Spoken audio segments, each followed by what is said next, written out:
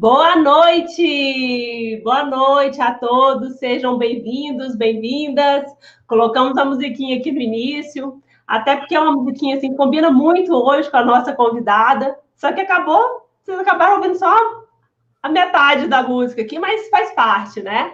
Então, hoje iniciamos a nossa primeira palestra, nossa primeira live, né? Ao vivo, minha e da doutora Daniela Barbeitos. Quinzenalmente estaremos aqui, tá? Trazendo informações para vocês sobre planejamento patrimonial, especificamente mais relacionado à holding familiar. Então, quinzenalmente, iremos trazer essas informações para vocês, tá? E hoje, né, na nossa estreia, no nosso primeiro encontro sobre planejamento patrimonial, estamos tendo a honra e o prazer, né, de receber a nossa grande colega, né, Karina Jabur. Eu vou colocar ela aqui para falar um pouquinho com vocês.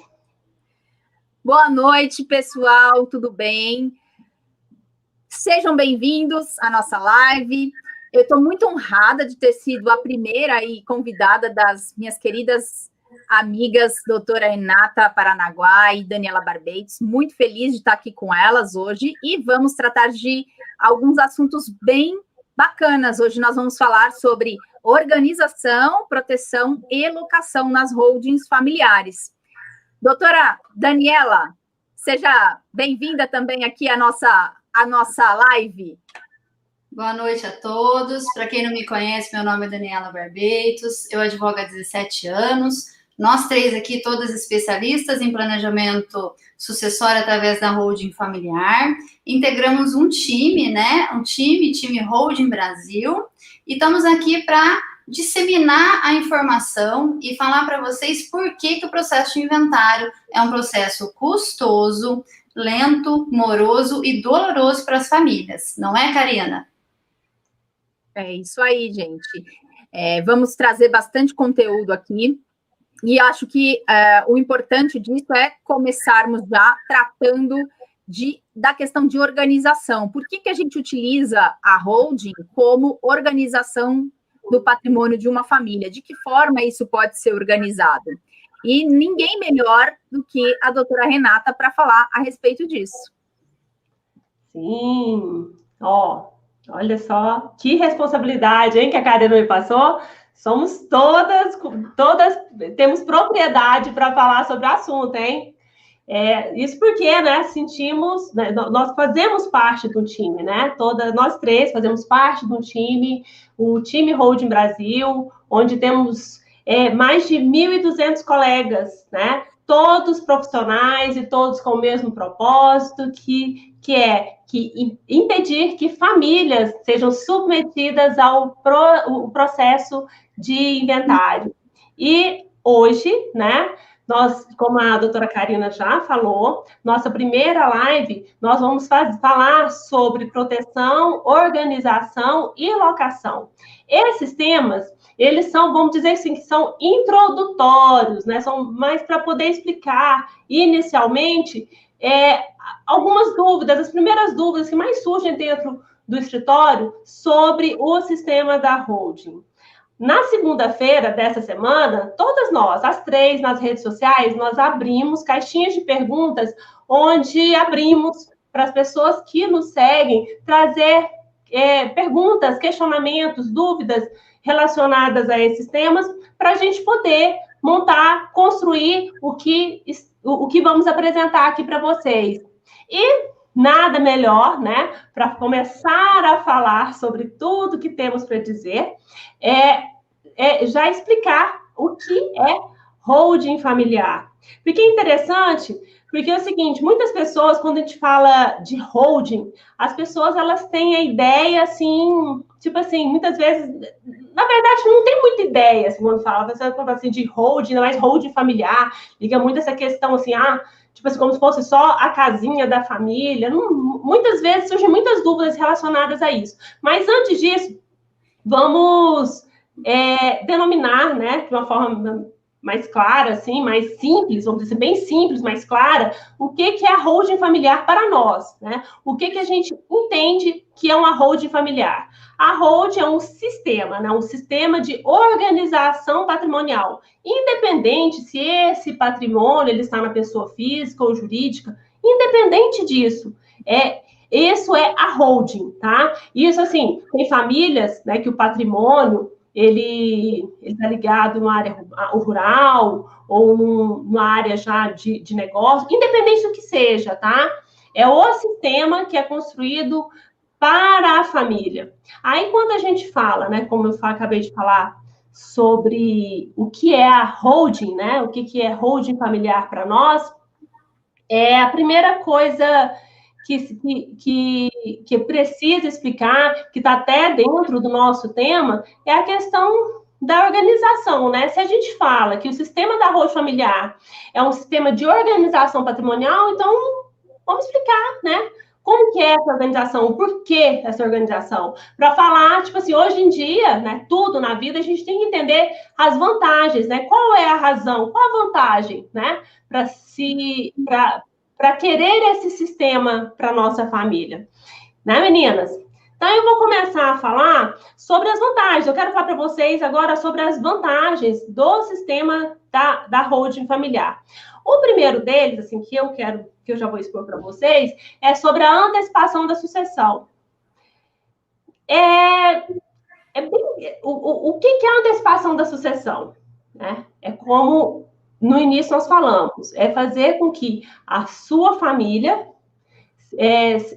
não precisa ser sujeitada, né, seja sujeita a um processo de inventário. Então, como que faz isso? Né? Dentro dessa construção do sistema da holding, essa parte sucessória, ela é feita toda anteriormente, né? Tipo assim, é montado o sistema para que no momento que você não esteja mais aqui, o patrimônio, que até então é seu, seja passado para os seus herdeiros, ou a quem você queira deixar algo, automaticamente, sem a necessidade do inventário, sem a necessidade, né, de pagar tanto, né, do imposto e a demora que nós sabemos. Essa é a primeira vantagem, tá?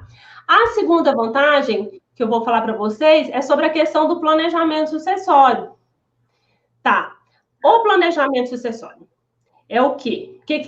O que é a questão do planejamento sucessório? É fazer o seguinte, você pegar o seu patrimônio e você organizar. Você fala, pô, você trabalhou a vida toda, o patrimônio é seu, você ter a liberdade, conhecendo a sua família, conhecendo os seus herdeiros, falar assim, não, a minha filha, essa aqui, ela gosta da cidade. Então, ela vai se dar bem com o patrimônio da cidade, um patrimônio urbano. Esse filho meu aqui, poxa, ele curte a fazenda, ele curte essa parte rural, tal. Então, né, administra isso a ele, já passa esse patrimônio a ele. É um exemplo, tá? Que eu estou dando para vocês, para deixar claro o seguinte, que você pode, né, você planejar a forma que você quer deixar o seu patrimônio. E tem mais. A gente fala de filho, de herdeiros, mas é muito comum famílias não terem filhos. Isso é comum, né? E muitas pessoas questionam, tipo assim, mas se eu não tenho filho, para que eu quero holding? Poxa, você vai ter uma pessoa que você ama. Tem uma pessoa que você ama. A gente sempre tem alguém que a gente ama, que a gente preza pelo cuidado, que a gente quer o melhor para ela, que a gente se preocupa, seja um sobrinho, um filho sócio-afetivo, isso é muito importante, porque não adianta, gente, isso é o que a gente vê diariamente. Se você não se preocupa, se você não cuida dessa parte antes, enquanto você está aqui, a partir do momento que você não estiver mais aqui, aí tudo vai correr dentro da lei. Então, tipo assim, dentro dos herdeiros legítimos. E vai ser tudo do jeito que está ali, ó. Então, se é possível você mexer nisso, você conhecendo seus herdeiros, você organizar isso, é melhor, né? Gente, meninas, eu tô falando aqui, mas se vocês quiserem falar comigo, vocês fiquem à vontade, tá? Enquanto eu tô falando das vantagens, vocês podem ficar à vontade. Vou passar para a próxima vantagem. Oi? Passa para a próxima vantagem. Tá, vou falar sobre a incomunicabilidade. O que seria incomunicabilidade? Eu digo o seguinte, que a incomunicabilidade é o seguinte, você organizar, como eu falei, você faz todo o planejamento, você organiza a forma que você quer deixar o seu patrimônio, né, o que você construiu, e aí é o seguinte, quando o seu filho, a sua filha resolver casar, ou já tiver casado, né, que às vezes a gente já conhece mais ou menos quem é o genro, quem é a nora, ou a gente nem sabe quem serão, mas a gente preocupa muito, muita gente se preocupa com quem nossos filhos vão se unir pela questão patrimonial também. A gente se preocupa, porque a gente não sabe, ninguém casa para separar, obviamente, mas por acaso o relacionamento deles vir a romper, aí carregar uma fatia do que você construiu, né? Então, essa cláusula de incomunicabilidade, que é uma das cláusulas protetivas, né, que colocamos dentro do sistema da holding, é uma das vantagens, né, que dizemos da questão organizacional, porque aí você pode deixar seus filhos casarem de forma sossegada com quem eles querem, sem você ter o temor ou a preocupação de perder parte do seu patrimônio. Tem a questão também da economia tributária, que é bem interessante, que é a questão mesmo dos impostos, né? Principalmente que incidem, por exemplo, em cima de aluguéis, de locação. Só que isso eu nem vou falar, né, doutora Karina? Que ela vai trazer essas informações para a gente, ela vai falar sobre isso. E a questão do condomínio. Essa questão do condomínio é interessante falar para o seguinte. O que é o normal? Eu quero só vocês prestem atenção nisso aqui, porque isso aqui é bem interessante, tá? É bem interessante. O seguinte, a pessoa faleceu, deixou herdeiros. A lei fala, né, que a partir do falecimento passa automaticamente para os herdeiros. Ok. Só que não é bem assim que acontece. Porque é o seguinte, se tiver mais de um herdeiro, todas as decisões, elas são decisões unânimes. Se um fala, tipo assim, eu quero isso, e o outro fala, eu quero aquilo, não vai dar em nada. Não vai dar em nada.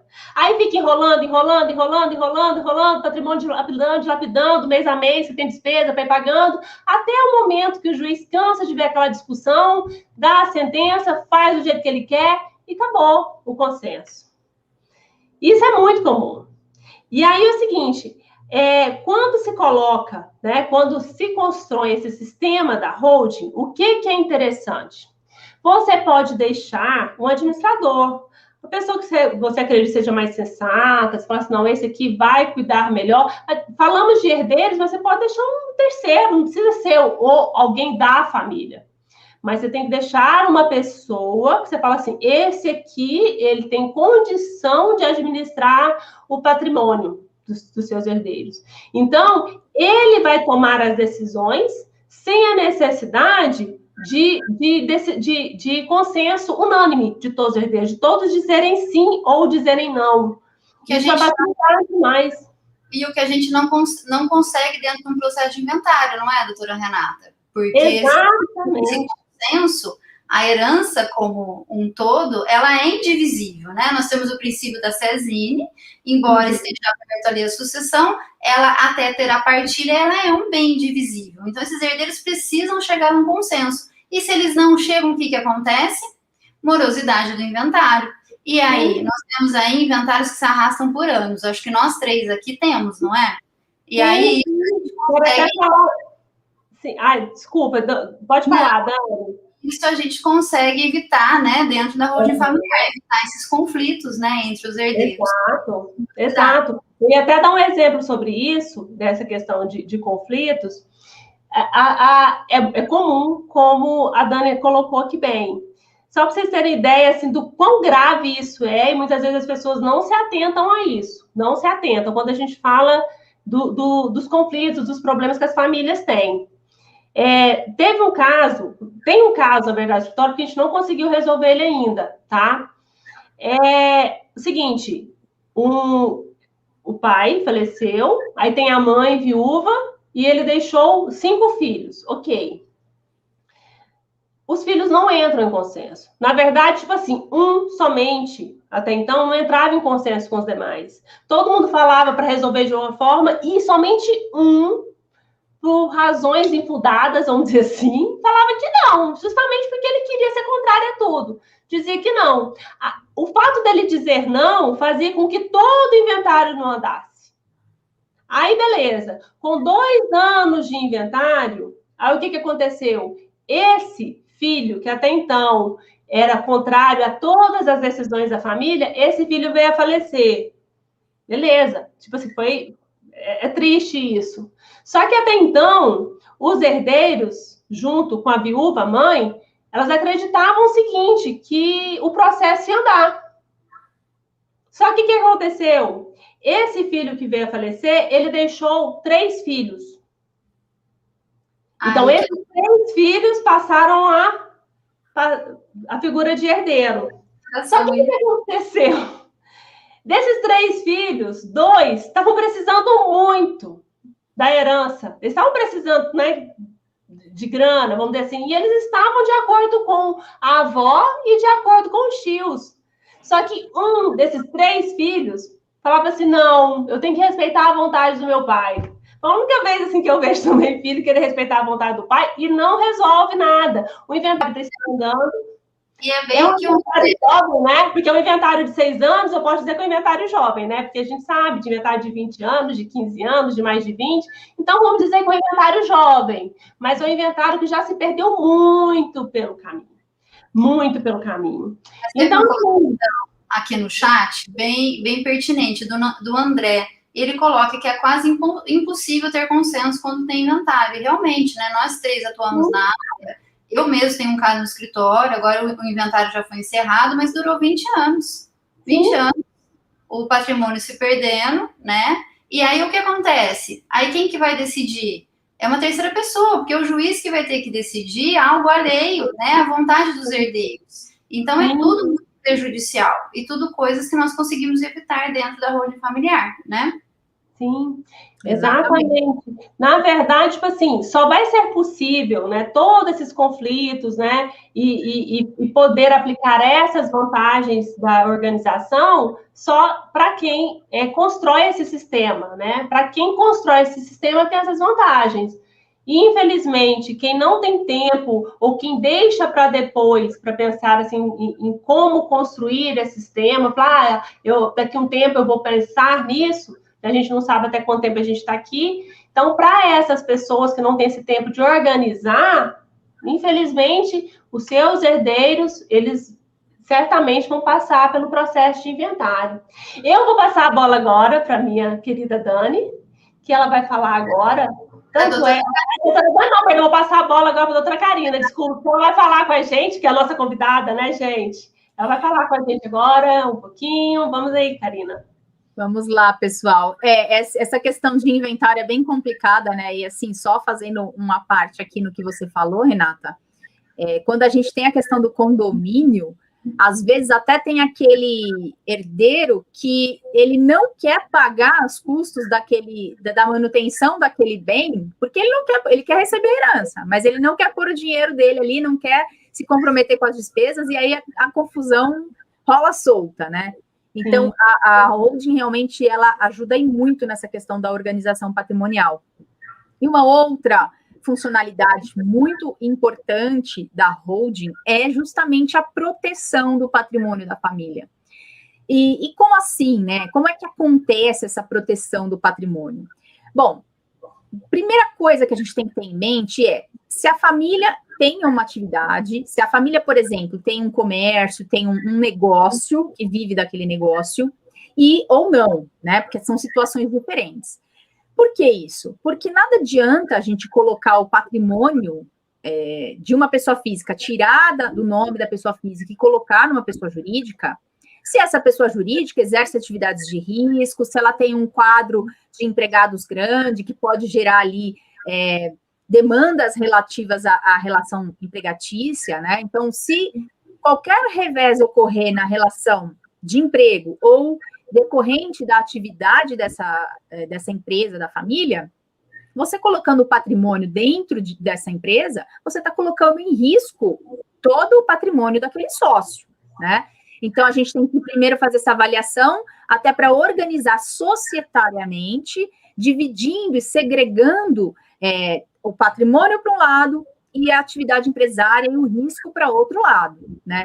E quando a gente fala dessa questão de pessoas jurídicas, uma coisa que sempre foi bastante preocupante para os sócios titulares de pessoas jurídicas de empresas foi a questão da desconsideração da personalidade jurídica, né?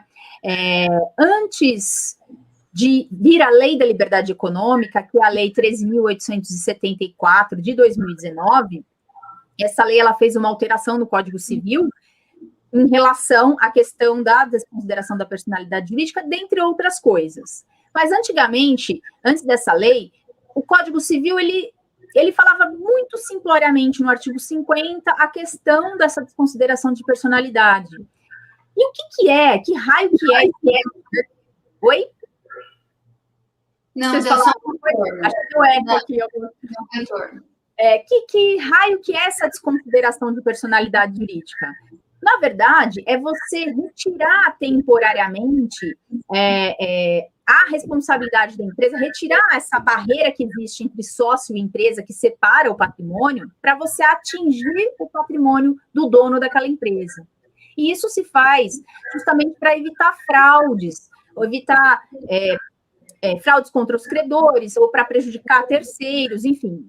Infelizmente, a gente sabe que muitas pessoas acabaram tendo essa prática de colocar o patrimônio numa pessoa jurídica como forma de fraudar credores. Então, colocava ali para falar, não, aquele patrimônio não é meu, é da empresa. Então, eu acabo devendo para terceiros, eu tenho execuções, eu tenho várias dívidas, pus meu patrimônio ali e para tentar fraudar, tentar não pagar os credores.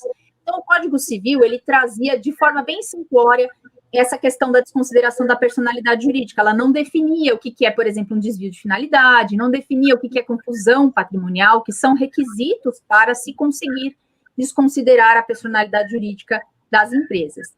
E aí, como é que funcionava isso, então, antes da Lei da Liberdade Econômica?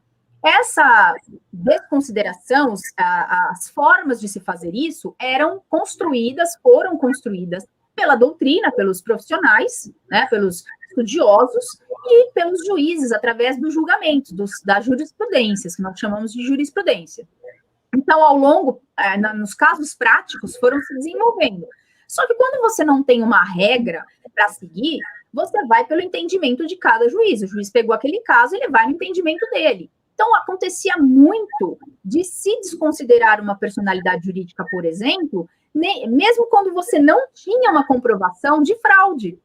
E aí, era um oba-oba, as pessoas, não, aquele cara a empresa não tem recursos, não tem patrimônio, mas ela não praticou nenhuma fraude, nenhum ato fraudulento, nem o sócio, foi realmente um revés que aconteceu. Mas fazia o quê? Não, vamos pegar então o patrimônio do sócio. E acabava desconsiderando a personalidade jurídica. Então, com a Lei da Liberdade Econômica, essa proteção criada aí, que a gente fala uma proteção, foi justamente para garantir a autonomia da pessoa jurídica, do patrimônio daquela pessoa jurídica. Por quê? A Lei da Liberdade Econômica, ela trouxe aqui uma definição maior, ela incluiu lá um artigo, o 49A, e ela ampliou o artigo 50 do Código Civil, especificando exatamente o que é um desvio de finalidade. Então, como é que você fala que é um desvio de finalidade? O que é isso? É quando você utiliza uma pessoa jurídica com o propósito de lesar alguém, com o propósito de lesar credores. Então, não basta existir uma empresa com patrimônio, ou melhor, uma empresa devendo e um sócio com patrimônio para você poder desconsiderar e atingir aquele patrimônio do sócio. Não, é imprescindível que se crie a empresa objetivando atos ilícitos ou mesmo lesar credores. Outra questão que também pode levar à desconsideração da personalidade jurídica é a confusão patrimonial.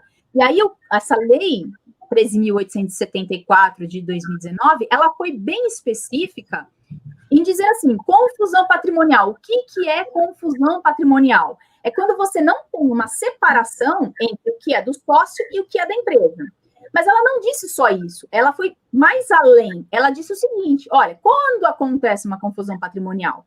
Acontece, por exemplo, quando você transfere ativos ou passivos, né, dívidas ou recursos, sem haver uma contraprestação. Isso não vamos considerar valores insignificantes, coisas pequenas, mas quando você tem lá um valor alto, então a empresa tinha um crédito para receber, em vez dela receber, ela joga direto para a conta do sócio, ou vice-versa, ou uma dívida, passa para um, passa para outro. Isso é confusão patrimonial. Outra coisa que caracteriza uma confusão patrimonial é você ter repetidamente obrigações do sócio ou do administrador da empresa pagas pela empresa. Então, sabe aquela história de você tem a tua empresa com um cartão de crédito da empresa ou cartão de débito, e aí quando você vai no mercado, você passa no cartão da empresa. Quando você vai fazer uma compra, você passa no cartão da empresa. Quando você vai fazer uma viagem, você passa no cartão da empresa. É dívida do sócio, isso não é dívida da empresa. Ou vice-versa. Quando você tem, por exemplo, aí tem alguém com um telefoninho aí. É o vizinho. Você é ótimo. Ligar, fala sério. Agora não, pô. É alguém querendo tirar a dúvida. A pessoa querendo tirar a dúvida. Depois do 18, né, criança, né, gente? Que é isso, carinho. Então, gente, e aí o que acontece? Muitas vezes a gente vê isso, sabe? As pessoas acabam fazendo essa confusão, e isso daí você pode sim desconsiderar uma personalidade jurídica nesta situação, tá? Quando você não tem essa autonomia entre a patrimonial da empresa e do sócio, você não separa isso. Isso é o que a gente chama de confusão patrimonial, tá? Então, o artigo 50, ele trouxe essas questões, e ele trouxe também um grande avanço em relação aos grupos econômicos. Porque, antigamente, na lei antiga, a gente falava assim, grupo econômico, a jurisprudência entendia o seguinte, às vezes que a mera identidade de sócios entre uma empresa e outra já caracterizava grupo econômico. Então, eu sou sócia da empresa A e sou sócia da empresa B. Bom, Karina é sócia de 2 empresas, então essas 2 empresas formam um grupo econômico. Então, oi? Não sou eu, será? Vocês estão me ouvindo? Estamos. Não usa, Karina. Não, é que eu não estou ouvindo. Você não está me ouvindo aí, Dani? Vocês estão me ouvindo, pessoal? Coloquem, por favor, aí se está tudo certo. Só para a gente entender aí se está tudo certo. Bom, deixa eu voltar aqui falando sobre o grupo econômico, né? Que eu estava comentando com vocês a respeito do grupo econômico. Teve um grande avanço, porque a gente tem ali antigamente, às vezes podia acontecer essa situação, de só pelo fato de existir um sócio em uma empresa e em outra, o juiz falava, não, essas 2 empresas formam um grupo econômico, então eu vou utilizar o patrimônio desta empresa para pagar a dívida daquela. Isso acontecia, tá? A mera identidade ali era, às vezes, interpretada como um grupo econômico, e nem sempre é assim, né? A gente tem alguns requisitos específicos para isso. De decisões, né, estendendo grupos econômicos, né, porque era muito ao arbítrio do juiz, não era? Exatamente. E aí veio o parágrafo 4º, que foi incluído pela Lei da Liberdade Econômica, dizendo o seguinte, eu vou até ler para vocês, ó. A mera existência de grupo econômico sem a presença dos requisitos de que trata o caput, ou seja, o início lá do artigo 50, que é o quê?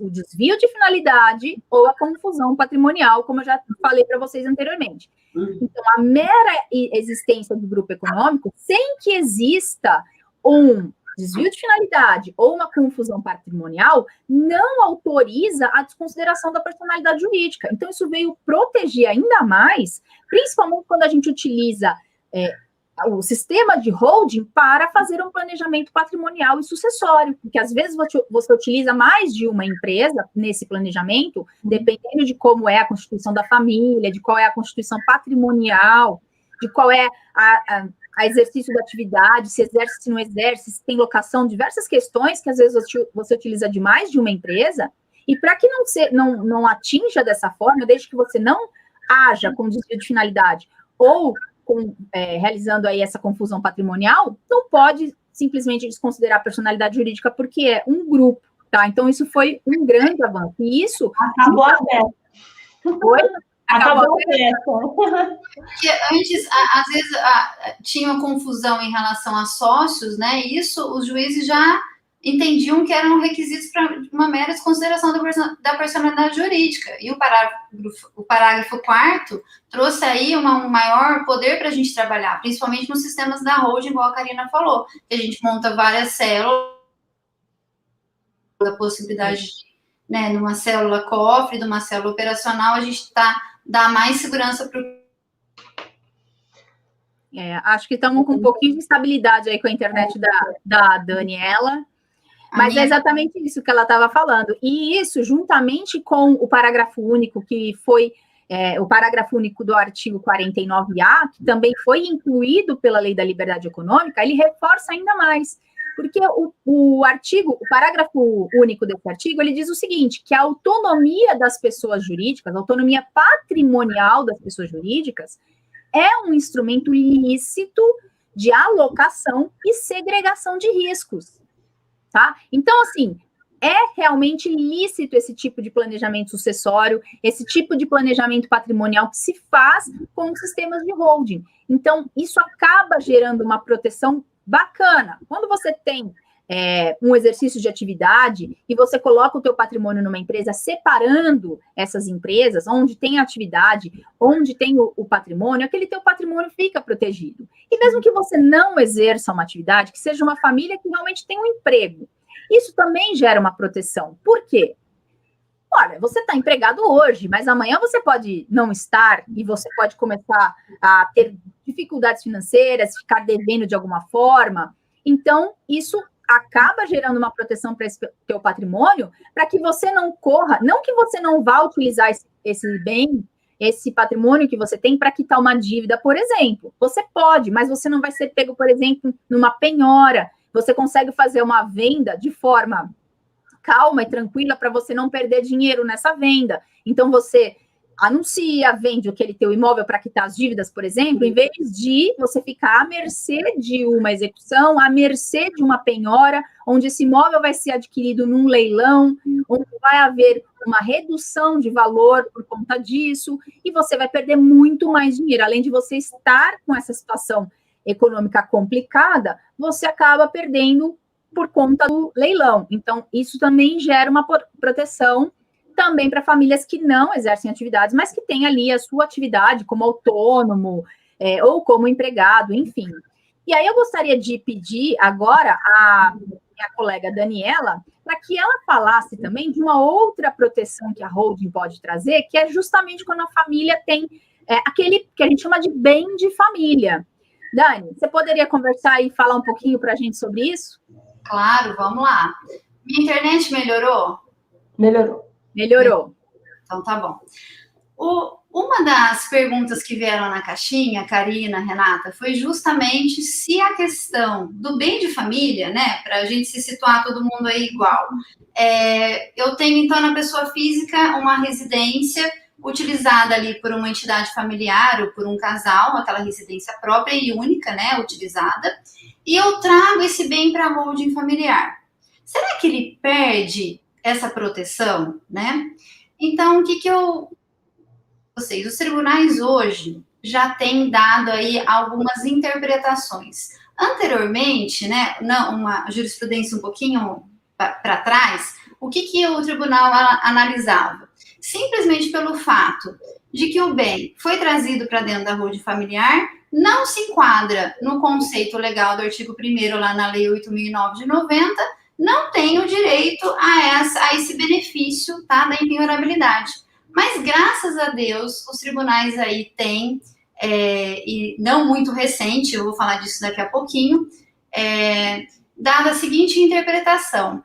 Se nós temos que fazer a mesma análise que faria numa pessoa física, tá? Então, se uma pessoa física tem os requisitos para ter o bem sendo reconhecido como de família, como eu disse, é aquele bem utilizado para a moradia daquela família, daquela entidade familiar, do casal. E aí eu vou fazer um adendo, não é só o casal, né? Nós temos aí uma súmula do STJ que estende isso também para pessoas solteiras, viúvas, separadas ou divorciadas. Então, se esse bem, não é só pelo fato dele estar dentro de uma PJ que ele vai obrigatoriamente perder essa benesse, né, que nós falamos, que é aí ele ser impenhorável. Isso por quê? Porque os juízes, né, tem... Deu uma travadinha. É isso aí, estamos com problema. Voltou, Dani, voltou, deu uma travadinha. Falando que os juízes...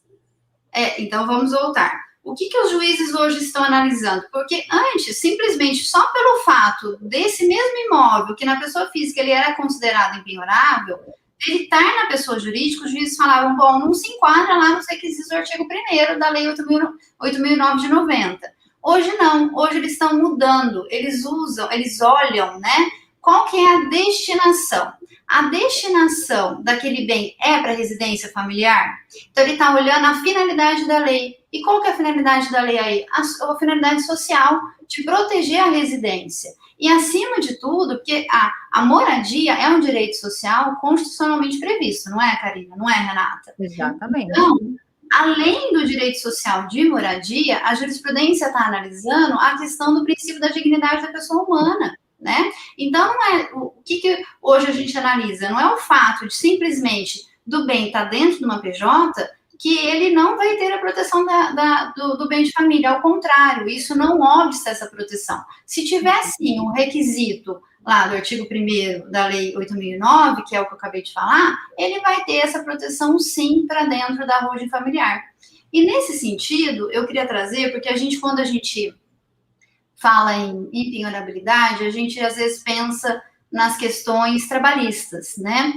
E até o Tribunal Superior do Trabalho já se pronunciou nesse sentido. E não é uma decisão muito recente, é uma decisão aí de 2017, uma das decisões, né? E nessa decisão, o que eles reconheceram? Um casal, né, trouxe para dentro do sistema familiar o bem, a residência que eles moravam, né? Só que trouxe para dentro de uma PJ. Houve uma dívida trabalhista, esse bem foi penhorado. E aí, o TST veio e falou o quê? Não, esse bem não perde a natureza de direito de família. Por quê? Essa entidade familiar está usando esse único bem como morada. Então, se ele se enquadra nos requisitos legais, vamos aí dar essa proteção para ele, né? Então, é interessante a gente trazer, não só no âmbito do STJ, que já vinha firmando esses julgados, né? Mas também no âmbito do TST, que aí, né, comumente é uma justiça que, né, protege mais os direitos dos trabalhadores. Então, tá aí mais do que provado que se até na justiça trabalhista teve esse reconhecimento, muito mais nas outras, né? Exatamente.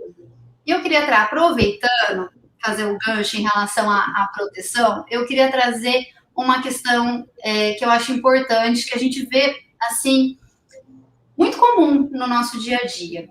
Chegam, às vezes, famílias com a holding, né, constituída, e eu falo que eu chamo isso de pejotização, não sei como vocês chamam. Aí nós olhamos aquela holding e você vê que a célula cofre está lá gordinha, cheia de imóveis. Mas foi feita somente a integralização. E para quem não sabe o que é integralização, é quando a gente traz, né, os bens para dentro da pessoa jurídica, tá? Então, quando nós fazemos essa realização do capital social através da integralização de um bem imóvel, muita gente acha que o bem já está protegido. E a Karina falou muito bem. É claro que o fato de tirar o bem da pessoa física e pôr na pessoa jurídica, já há um início de proteção, né? Minha internet tá boa, gente? Tá. Pode seguir. Mas só isso não basta. Por quê? Porque o artigo 1245 do Código Civil fala que a mera integralização não transfere a propriedade. No caso de bem imóvel, nós precisamos que seja feita o registro no cartório de registro de imóveis para que haja aí a efetiva e realmente a proteção integral. E, nesse sentido, o STJ veio aí num RESP, eu não vou me lembrar o ano, mas é uma decisão que causou muita discussão no âmbito jurídico, porque ele veio e falou o seguinte, olha, era um caso de uma holding sendo analisada, na verdade foi uma holding que não foi feita, a meu ver, por especialistas, porque só foi feita uma pejotização, não houve registro no cartório de registro de imóveis.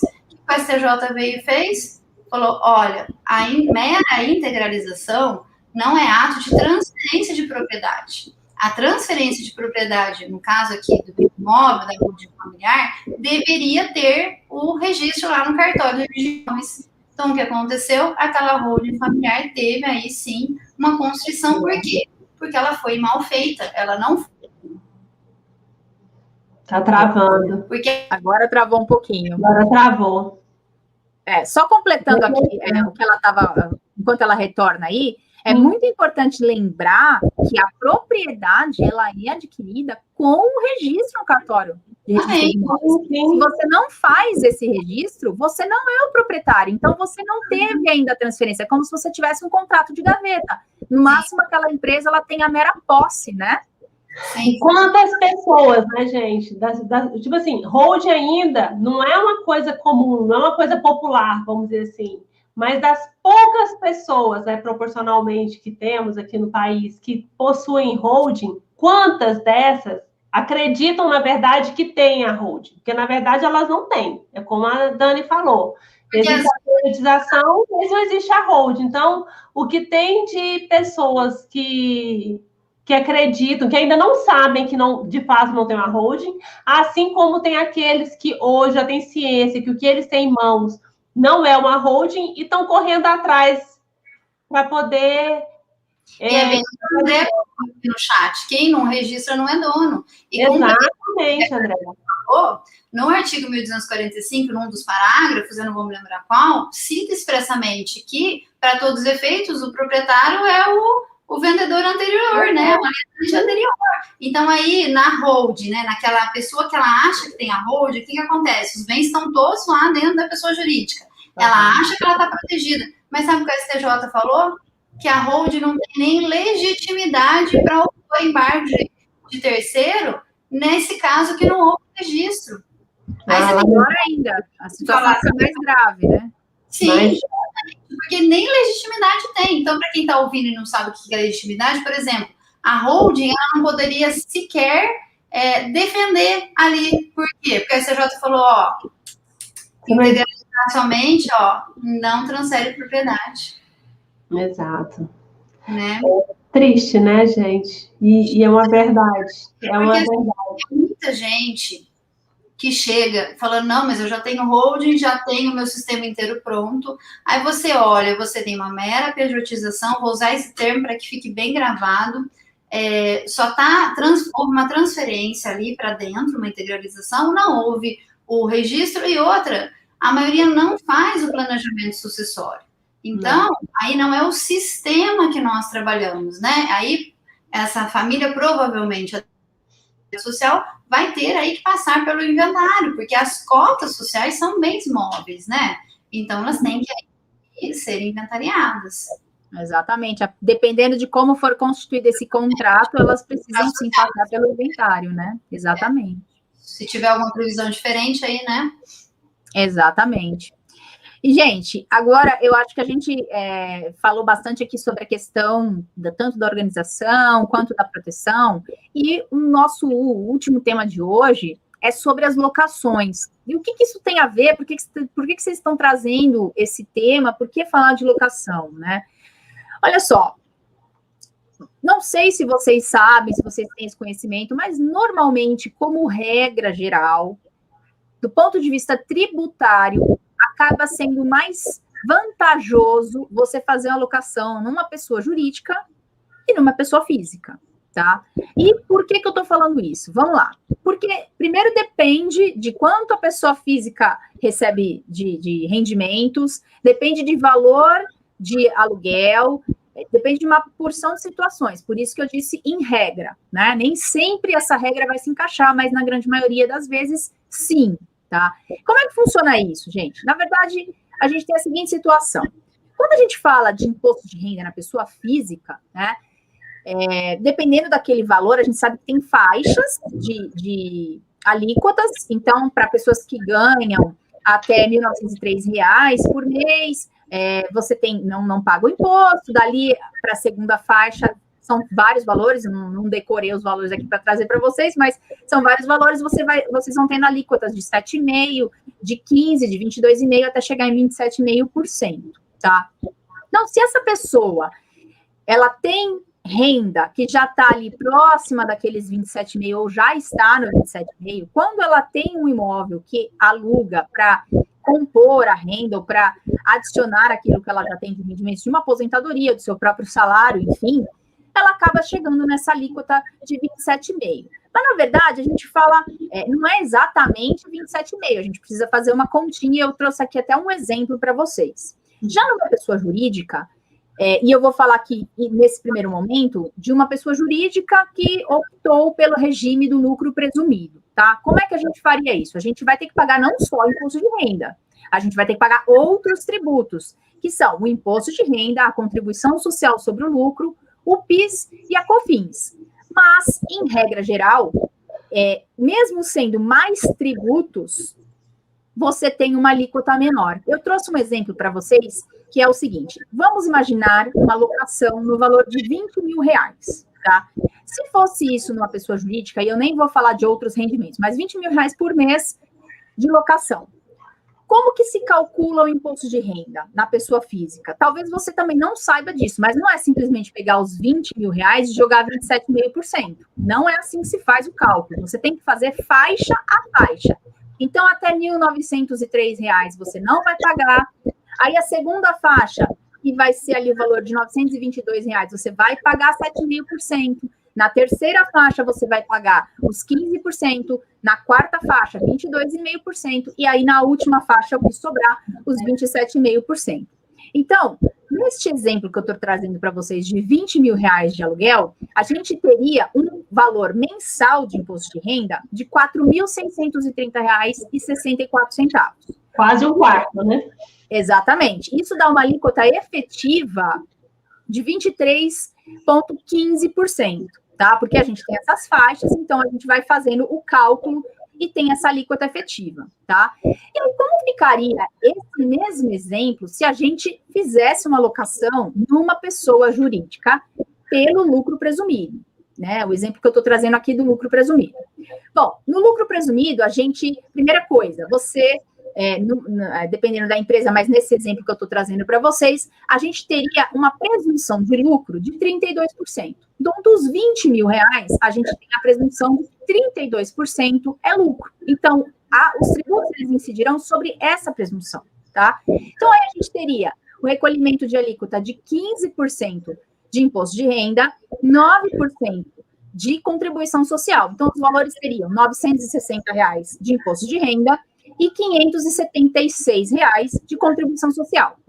Já o PIS e a COFINS, eles não são sobre essa base de presunção, eles são sobre a receita bruta. Então, você vai recolher 0,65% de PIS e vai recolher 3% de COFINS sobre os R$20 mil. Então, daria aí R$ 130 de PIS e daria R$ 600 de COFINS. Então, no panorama geral, você ia ter um valor total de R$ 2.266, somando todos os impostos, que gera uma alíquota efetiva de 11,33%. Então, veja só, é muito mais vantagem tributariamente falando. Oi?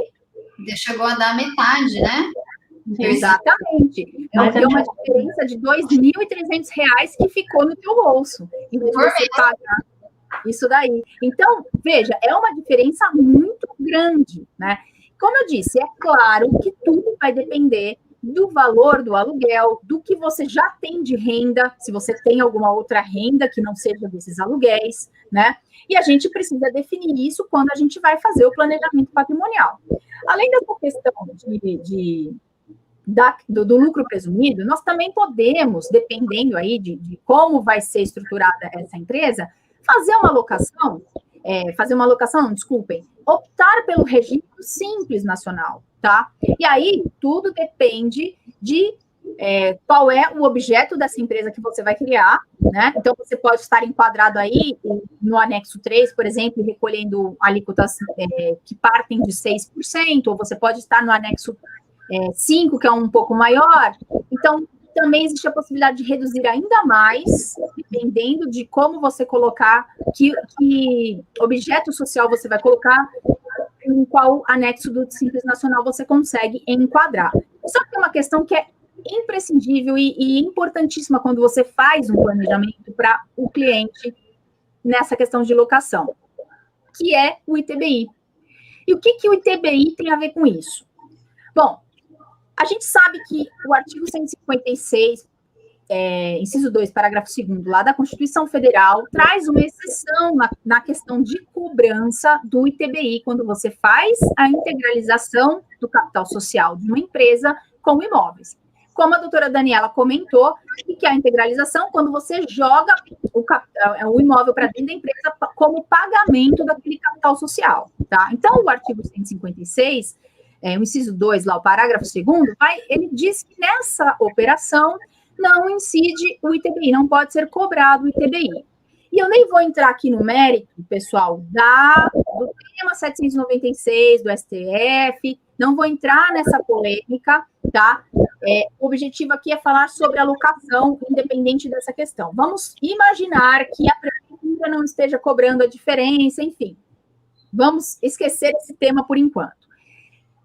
Você pode ter essa imunidade, só que quando você tem a receita operacional da empresa, mais que 50% da receita operacional da empresa derivada de atividades imobiliárias, ou compra e venda, ou locação, ou arrendamento, qualquer dessas atividades, você não consegue essa imunidade. Então, ainda que você tenha essa questão do tema 796 do ITBI, que você tenha uma imunidade parcial, tá? Se você exercer a atividade, mesmo essa atividade parcial, você não vai conseguir.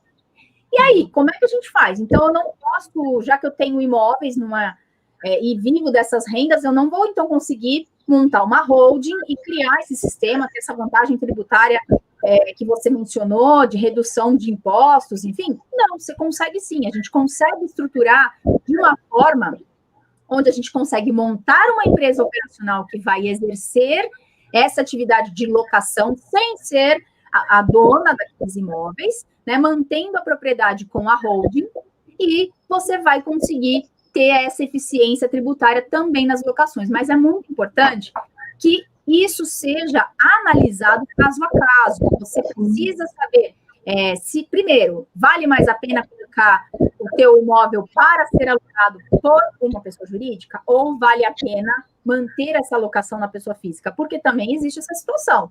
A gente não vai criar um planejamento e colocar você para alugar o imóvel por uma PJ, e isso vai te trazer um prejuízo, né? A gente tem que analisar isso, por isso a gente fala. Muito caso, né, Karina?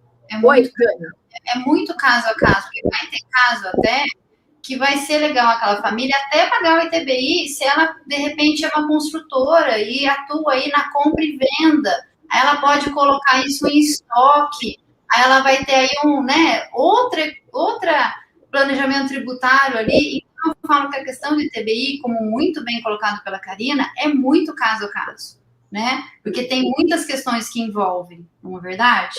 Exatamente. Então, é uma vantagem também se fazer, normalmente é mais vantajoso se fazer isso, e a gente precisa organizar, precisa pensar e estruturar isso caso a caso, até mesmo para saber se dá para fazer por uma empresa, ou por 2, ou por 10, estruturar dentro da família, né?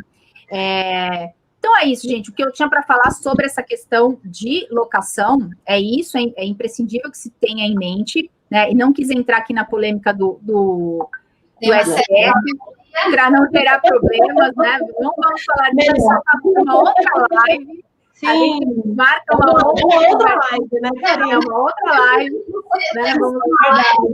Tem que ser uma live só para o tema 796. Vamos lá, né? É um tema muito extenso, que gera muita discussão.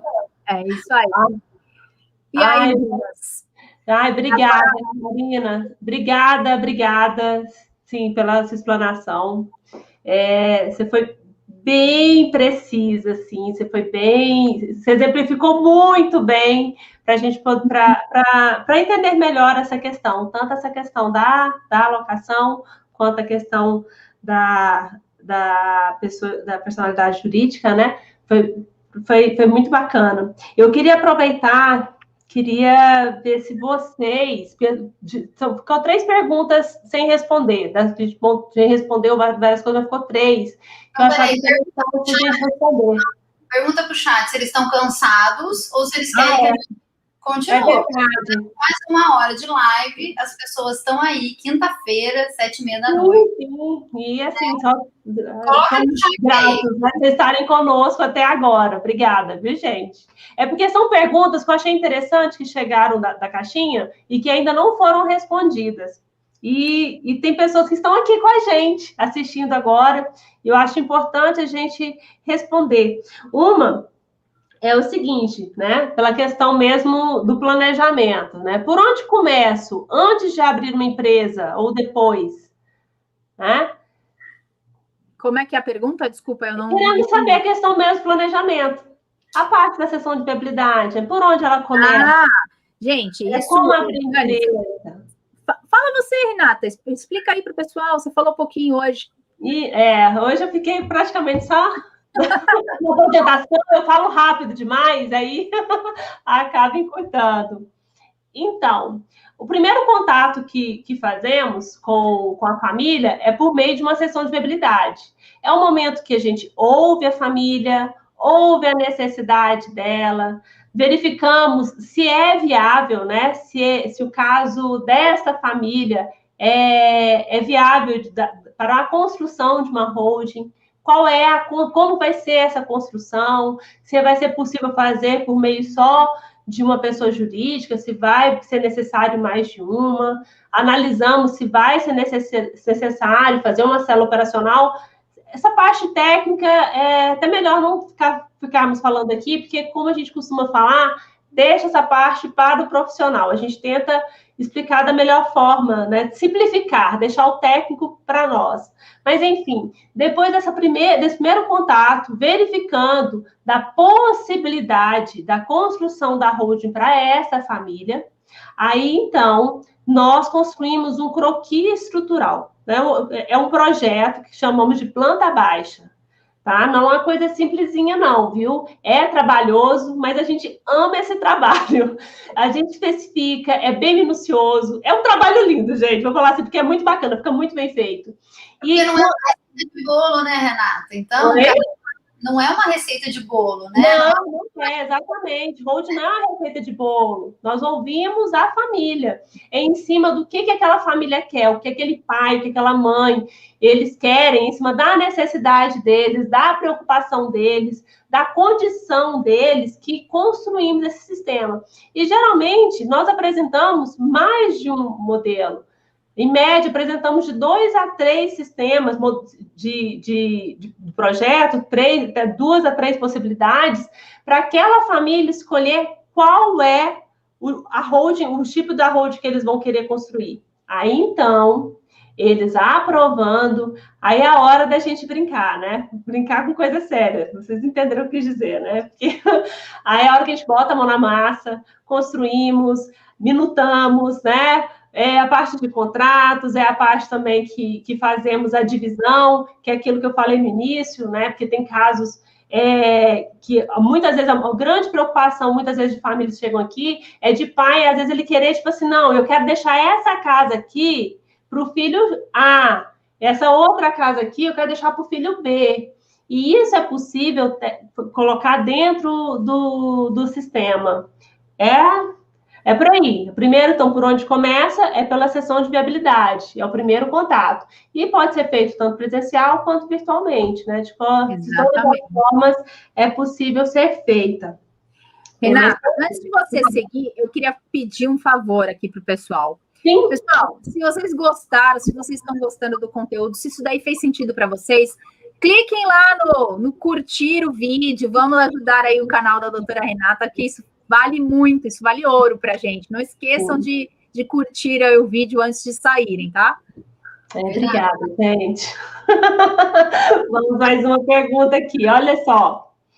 Essa também é interessante. A pessoa, eu não sei se ela ainda está aqui, mas ela estava. Ó, se eu passar meu imóvel em vida para as minhas filhas e caso resolva mudar de ideia, posso vender?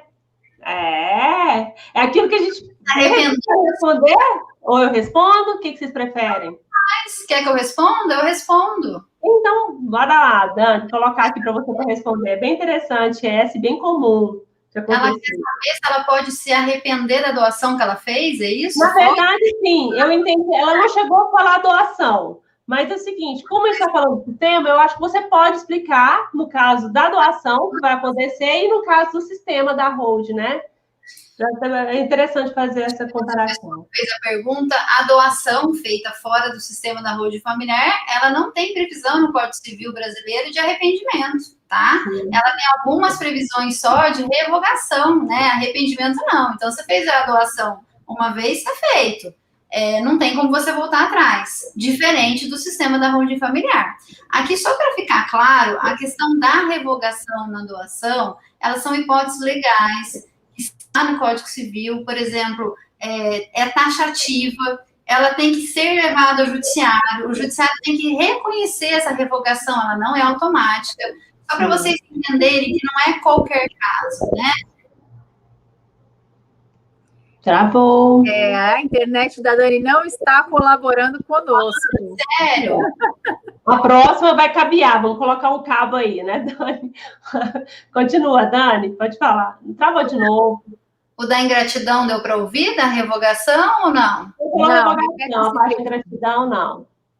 Bom, então a pergunta é se no sistema da doação ela pode arrepender, né?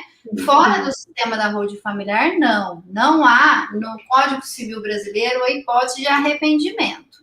O que tem no Código Civil brasileiro é a hipótese de revogação, né, da doação. E elas são taxativas, ou seja, são aquelas que estão lá na legislação. E ela precisa que o judiciário aprecie esse caso, e aí o juiz vai falar, é mesmo caso de revogação ou não é caso de revogação. Por exemplo, só para vocês verem como é complicado, a lei traz como causa de revogação a ingratidão. E aí, na ingratidão, ela elenca alguns casos, e um deles é atentar contra a vida do doador. Então, vocês veem que não é qualquer caso que pode voltar atrás, até porque não pode voltar atrás, não tem arrependimento, e só revogação, igual eu disse. Diferente do sistema da holding familiar. O sistema da holding familiar, os patriarcas podem a qualquer momento desistir do sistema inteiro. Ele pode desistir do sistema parcialmente. Nós temos aí de inúmeras cláusulas dentro desse sistema, e dentro de umas das cláusulas é a cláusula de call option, né? Que é aquela cláusula que nós trazemos de volta a todo o sistema, seja total ou parcial. Então, aí só aí, né, fica claro a segurança que o sistema transmite. Porque uma vez doada fora do sistema da holding familiar, já era, não tem, né? Agora, no sistema da holding familiar, você pode a qualquer momento voltar atrás no sistema, se arrepender, desfazer. Aí o patriarca e a matriarca vão decidir o que querem fazer. Até porque o patrimônio vai continuar do patriarca e da matriarca, né, Dani? Não tem... Constrói um sistema diferente da doação, né? Que literalmente eles perdem o posto de dono, né? Eles só podem usufruir. Diferente da doação, o sistema da holding não. Construímos o sistema, mas tanto quanto o patriarca quanto a matriarca, eles vão continuar, né, na posição de donos, porque de fato eles são donos. E isso não vai mudar. Então, mais uma vantagem do sistema, né? Gente, eu tenho mais uma pergunta, essa aqui eu achei interessante. Vamos lá. É do Goiás? Ai, gente, olha aqui, não me orgulho não, tá? Mas, da resposta. Mas então, olha aqui, ó. É vantagem fazer holding no estado de Goiás? Olha só. Gente, é vantagem para o estado, né? Nossa, o estado aqui tá feliz.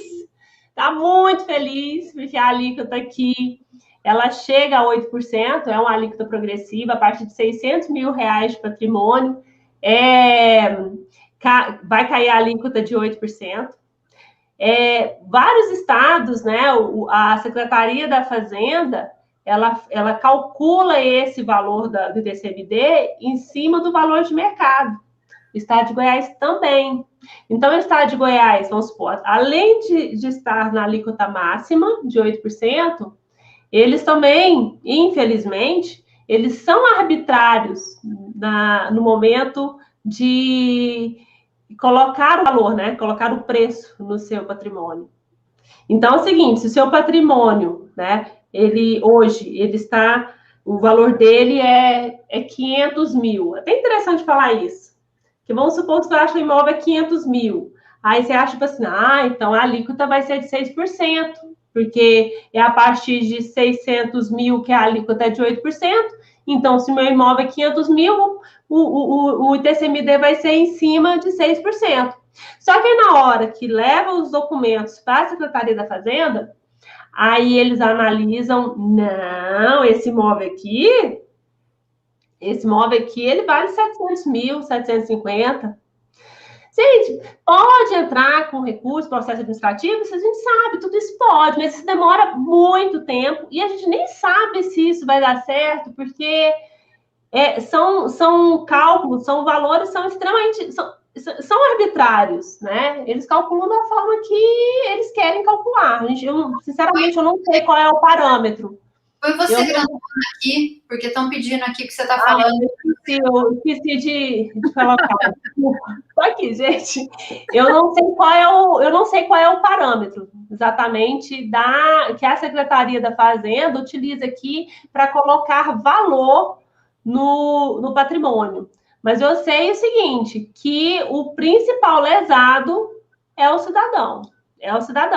Porque aqui no estado de Goiás, a vantagem é só para o estado. Para os demais, não tem vantagem nenhuma, não. Nenhuma. Ô, Renata, mas isso aí, a gente tem sempre que lembrar o seguinte, quando a gente fala de um sistema de planejamento patrimonial e sucessório, a gente não traz apenas a questão de vantagem financeira, não é só isso. Então, você tem toda uma outra gama de benefícios, como a gente falou no início, essa questão de você não ter que passar por um processo de inventário, de você já trazer o patrimônio para a titularidade dos herdeiros em vida, de você conseguir definir quem vai administrar que patrimônio através de um acordo de sócios, que você pode fazer isso, de você segregar os riscos, de você dividir, por exemplo, se você tem uma empresa e você pode definir já, em vez de, olha, quem vai assumir essa empresa é fulano e não sei o que, daquela briga, você já consegue determinar quanto que uma pessoa vai ter de retirada naquilo. Isso tudo são vantagens que a gente tem que levar em consideração quando a gente monta o planejamento patrimonial pelo sistema de holding. Então, eu ouso dizer o seguinte, vale a pena fazer holding em Goiás, no estado de Goiás?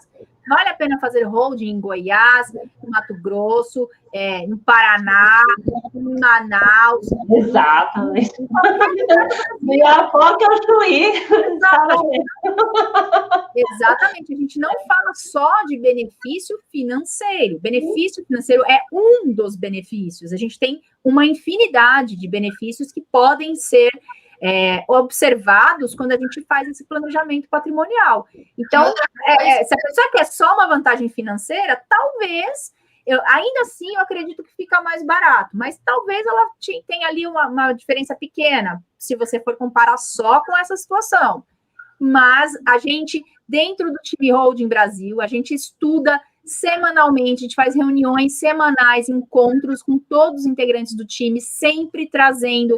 Olha, está acontecendo tal situação em tal lugar. Como é que a gente pode conseguir trazer uma solução para os nossos clientes para que esse problema não aconteça mais?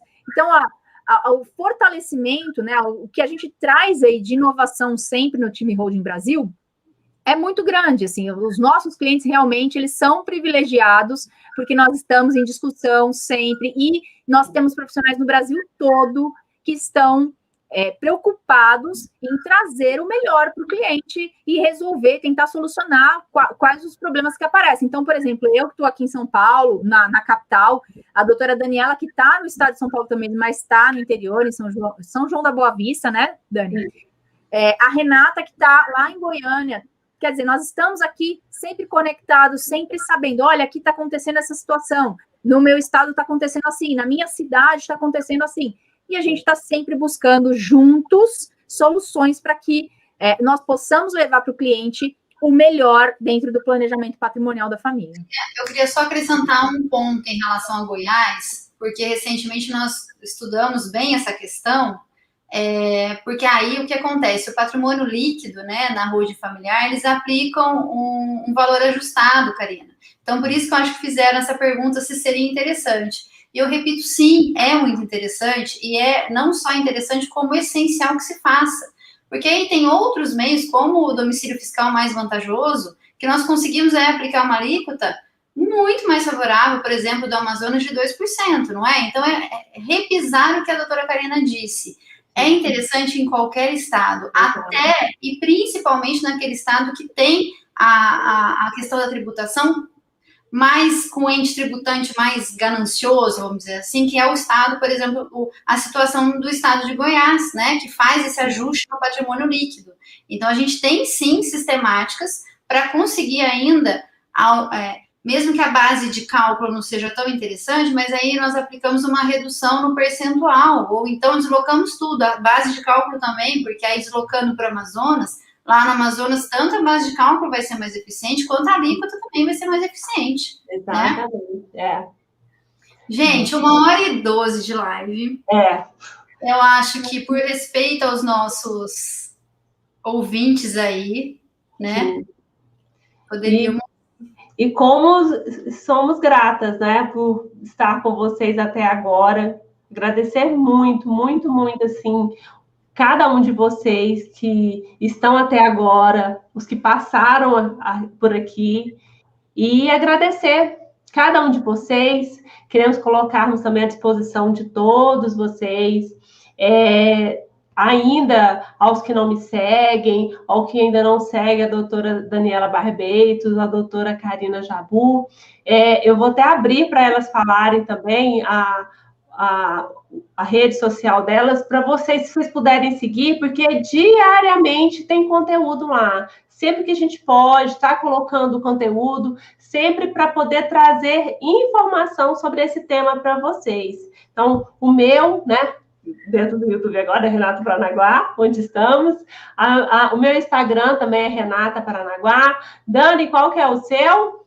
O meu é @ né, no Instagram, inventário.nuncamais. E no YouTube é Daniela Barbeitos. Sim. Mas segue lá no Inventário Nunca Mais YouTube, eu estou começando agora. Karina, tá cheia de conteúdo, né, Karina? Tenho bastante coisa lá no canal, também tenho no Instagram, então é só procurar aí. No Instagram é Karina Jabur, o nome todo, e no YouTube também, meu canal Karina Jabur, você procurando lá no YouTube, você vai achar fácil. E Daniela, Renata, eu gostaria de agradecer novamente pelo convite, por ter tido a honra de ter sido aí a primeira convidada de vocês. Isso me deixa muito feliz, muito contente mesmo. Eu espero que vocês tenham sucesso nessa jornada de lives quinzenais. Estarei presente sempre que for possível e quando quiserem me convidar novamente, estarei aqui para contribuir no que eu puder. Oba! Adorei essa parte. Obrigada ao pessoal também. Obrigada ao pessoal que está aqui presente, aí tanta gente, Bernadette, Maria de Fátima, Cássia, Rebeca, Rodrigo, tem um monte de gente aí que já passou também. Que está a Maria de Fátima é minha mãe, gente. Ai, muita gente aqui, gente. Obrigada mesmo. Obrigada pelos comentários de apoio. A nossa primeira live, a gente fica um pouco sempre tímida, insegura, né? Mas eu acho que nós entregamos aí muito conteúdo. Desculpa a internet falhar, porque... Vamos da próxima vez, né, Dani? Coisas que acontecem. Sim. Mas muito obrigada mesmo. Obrigada a cada um de vocês. eu queria deixar um gancho. O nosso próximo convidado estava aí no chat aí. Eu não sei se ele já foi embora, não vou falar quem que é, mas é uma pessoa que entende tudo e mais um pouco sobre holding rural. Então, a próxima será com ele, Dr. Holding. Exatamente. Mas... Então, muito obrigada, muito obrigada a todos que estão aqui com a gente até agora. Queremos agradecer. Obrigada a todos vocês e até daqui 15 dias a gente encontra vocês aqui novamente, viu? Até o próximo, meninas.